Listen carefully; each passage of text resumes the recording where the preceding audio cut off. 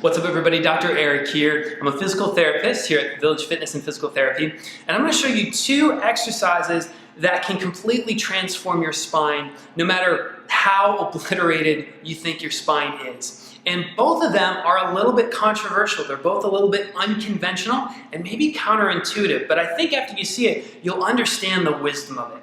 So most people will hurt their back when they're bending it. In fact, one of the most common pieces of medical advice with backs is don't bend, lift, and twist. It means don't bend over, twist, and lift something heavy off the ground. Or it doesn't even have to be something heavy. Maybe you or maybe somebody you know actually threw their back out just picking up a pencil off the ground or reaching into the back seat. If you want to bulletproof your back, if you want to make sure that you don't get a debilitating spasmodic injury just from bending or twisting, then what you really want to do is practice those things in teeny little doses that grow over time.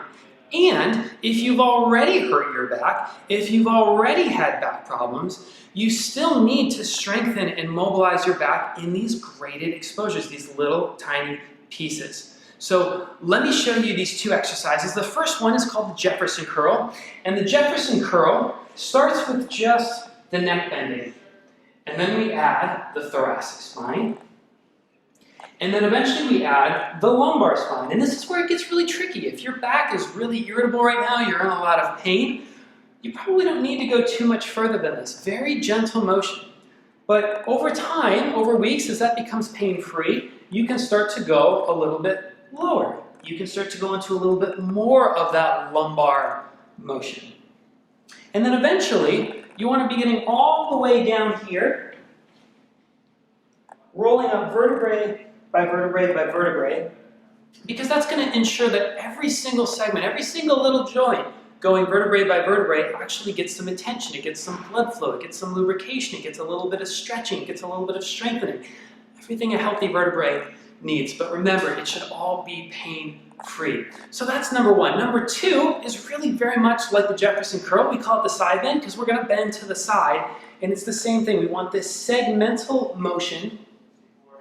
And it can start small. It can just start like this, a little rib shift, then getting a little bit lower, a little bit lower. All of this needs to be pain-free. You stay at whatever level is pain-free until you can get your hand about down to your knee. And then you can even add a little bit of weight to that. Not a ton of weight, but 10, 20 pounds, working your way up to that. Do that on both sides, of course. And that means that your spine can now bend this way, it can bend this way, and you can actually bend, lift, twist with a bit of an insurance policy so that you're not the person who throws out their back and has to miss 2 weeks of work or 2 weeks of playing with your grandkids or has to cancel their cruise or whatever vacation you had planned because you threw out your back lifting a suitcase or a pen or whatever it was. So guys, I hope that's helpful, and no more back injuries.